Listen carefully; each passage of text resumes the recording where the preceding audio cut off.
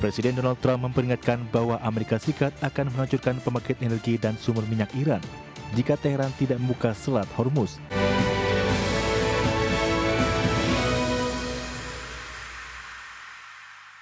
Pemirsa, kita ke informasi terkait dengan Presiden Donald Trump memperingatkan bahwa Amerika Serikat akan menghancurkan pembangkit energi dan sumur minyak Iran jika Teheran tidak membuka Selat Hormuz. Setelah Teheran menyebut proposal perdamaian Amerika tidak realistis.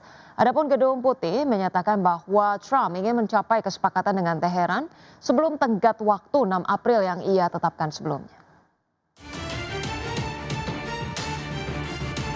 Presiden Donald Trump memperingatkan bahwa Amerika Serikat akan meluncurkan pembangkit energi dan sumber minyak Iran jika Teheran tidak membuka Selat Hormuz setelah Teheran menyebut proposal perdamaian Amerika tidak realistis dan melancarkan serangan rudal bertubi-tubi ke Israel.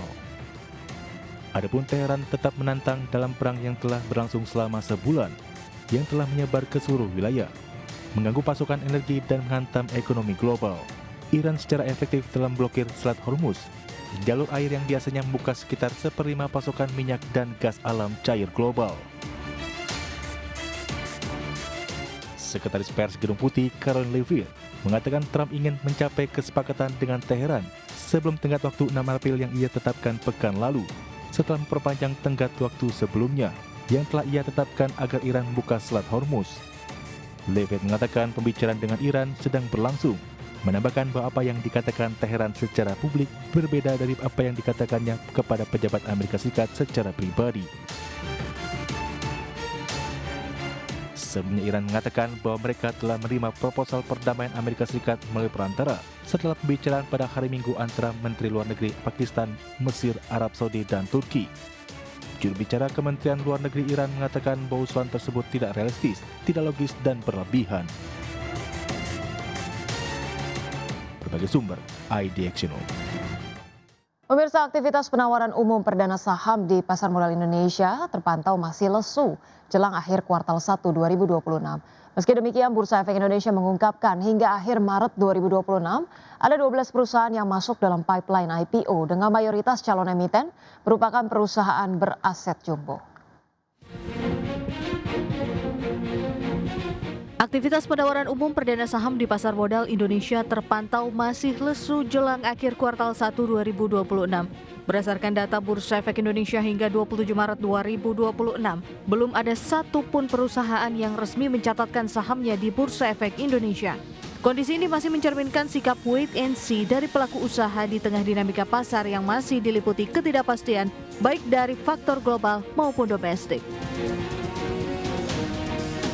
Meski demikian, harapan kebangkitan IPO tetap terbuka seiring adanya antrean perusahaan yang siap melantai di bursa. Bursa Efek Indonesia mencatat saat ini terdapat 12 perusahaan yang masuk dalam pipeline pencatatan saham alias IPO. Mayoritas berasal dari perusahaan beraset jumbo yang berpotensi menjadi motor penggerak penghimpunan dana di pasar modal dalam waktu mendatang. Direktur Bursa Efek Indonesia Igde Nyoman Yetna mengungkapkan berdasarkan klasifikasi aset merujuk pada POJK, komposisi pipeline IPO didominasi oleh perusahaan skala besar. Rinciannya, tidak ada perusahaan dengan aset skala kecil di bawah 50 miliar rupiah, hanya satu perusahaan skala menengah yakni di kisaran 50 miliar hingga 250 miliar rupiah, dan sebanyak 11 perusahaan tergolong skala besar dengan aset di atas 250 miliar rupiah. Dari sisi sektoral, pipeline IPO menunjukkan variasi yang cukup beragam meskipun tidak merata di seluruh sektor. Sektor consumer non-cyclicals mendominasi dengan 3 perusahaan, disusul sektor healthcare, infrastructure, dan teknologi masing-masing 2 perusahaan. Sementara itu sektor energy, financials, serta transportation and logistics masing-masing diisi oleh 1 perusahaan. Menariknya, sejumlah sektor seperti basic materials, consumer cyclicals, industrials, hingga properti dan real estate belum menyumbang kandidat IPO dalam pipeline saat ini. Adapun sebelumnya calon emiten di sektor logistik PT BSA Logistics Indonesia Tbk dengan kode saham WBSA bersiap melantai di Bursa Efek Indonesia dengan menargetkan perolehan dana hingga 306 miliar rupiah melalui penawaran umum perdana saham. Berdasarkan prospektus yang dirilis di Bursa Efek Indonesia, perseroan berencana menawarkan maksimal 1,8 miliar saham atau setara dengan 20,75% dari modal ditempatkan dan disetor penuh setelah IPO. Adapun masa penawaran awal atau book building dijadwalkan berlangsung pada 25 Maret hingga 27 Maret 2026. Selanjutnya, penawaran umum akan digelar pada 1 hingga 8 April 2026 dengan target pencatatan saham di Bursa Efek Indonesia pada 10 April 2026. Berbagai sumber IDX Channel.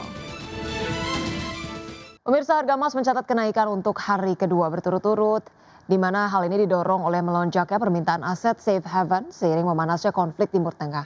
Meski demikian, logam mulia tersebut masih berada di jalur penurunan bulanan yang cukup tajam akibat meningkatnya ekspektasi inflasi dan suku bunga global. Emas spot pemirsa menguat 0,6% menjadi $4.518 per ons setelah menyentuh level terendah sejak November pada awal pekan lalu. Sedangkan harga emas berjangka Amerika Serikat ditutup naik 0,7% menjadi $4.557 per ons. Analis menyebut konflik yang terus berlanjut tanpa tanda penyelesaian menjadi faktor utama pendorong kenaikan harga emas. Dalam jangka pendek, analis menyebut perhatian pasar akan tertuju pada perkembangan perang, harga minyak mentah, imbal hasil obligasi, serta pergerakan indeks dolar Amerika. Sementara itu pemirsa, meski permintaan safe haven meningkat, harga emas tetap tertekan secara bulanan. Sepanjang Maret, emas merosot lebih dari 14% dan berada di jalur untuk mencatat kinerja bulanan terburuk sejak krisis keuangan global 2008. Lonjakan harga energi yang memicu kekhawatiran inflasi menjadi faktor utama karena mendorong pasar meninjau ulang ekspektasi terhadap kebijakan suku bunga.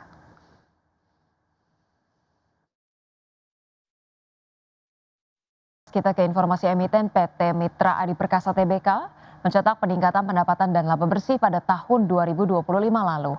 Perseroan melaporkan pendapatan sebesar 43,08 triliun sepanjang tahun lalu dengan laba bersih yang meningkat 22% secara tahunan mencapai 2,23 triliun rupiah. PT Mitra Adi Perkasa Tbk mencetak peningkatan pendapatan dan laba bersih pada tahun 2025 lalu. Perseroan peroleh pendapatan sebesar 43,08 triliun rupiah sepanjang tahun lalu, atau naik dibandingkan tahun 2024 yang sebesar 37,83 triliun rupiah. Pendapatan ini diperoleh dari penjualan eceran dan grosir sebesar 41,39 triliun rupiah, komisi penjualan konsinyasi sebesar 2,34 triliun rupiah, pendapatan sewa dan jasa pemeliharaan sebesar 137,6 miliar rupiah, dan pendapatan lain-lain senilai 205,18 miliar rupiah. Dari sisi beban, perusahaan mencatat beban pokok penjualan sebesar 25,12 triliun rupiah. Beban pokok ini naik 15,83% secara tahunan dari sebelumnya sebesar 21,6 triliun rupiah. Selanjutnya untuk laba kotor, perseroan tercatat meningkat 11,24% pada tahun 2025 menjadi sebesar 17,95 triliun rupiah dari sebelumnya sebesar 16,14 triliun rupiah pada tahun 2024. Alhasil laba bersih perseroan juga meningkat menjadi 2,23 triliun rupiah sepanjang tahun 2025. Laba bersih ini naik 26,22% secara tahunan dari sebelumnya sebesar 1,76 triliun rupiah. Di sisi lain, sampai akhir tahun 2025 perseroan membukukan total aset sebesar 32,8 triliun rupiah atau naik dibandingkan tahun 2024 yang sebesar 29,52 triliun rupiah. Berbagai sumber untuk IDX Channel. Pemirsa, emiten Rumah Sakit PT Mitra Keluarga Karya Sehat Tbk membukukan kinerja yang solid sepanjang Januari hingga Desember 2025. Laba bersih perseroan bahkan tumbuh double digit pada periode tersebut. Melansir laporan keuangan, perseroan membukukan pendapatan senilai 5,36 triliun rupiah sepanjang tahun 2025.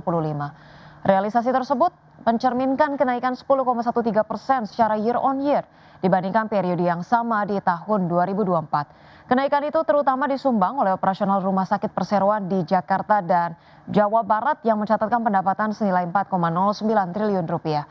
Selain itu, operasional rumah sakit di Jawa Tengah dan Jawa Timur membukukan pendapatan senilai 1,27 triliun rupiah pada tahun lalu setelah dikurangi berbagai beban dan pajak. Perseroan membukukan laba periode berjalan yang diatribusikan kepada pemilik entitas induk atau laba bersih senilai 1,36 triliun rupiah sepanjang 2025. Realisasi itu melesat 19,05% secara year on year. Dengan demikian perseroan untuk mampu mengerek laba bersih per saham menjadi Rp98,13 per saham. Dibandingkan Rp82,43 per saham pada periode yang sama di tahun 2024.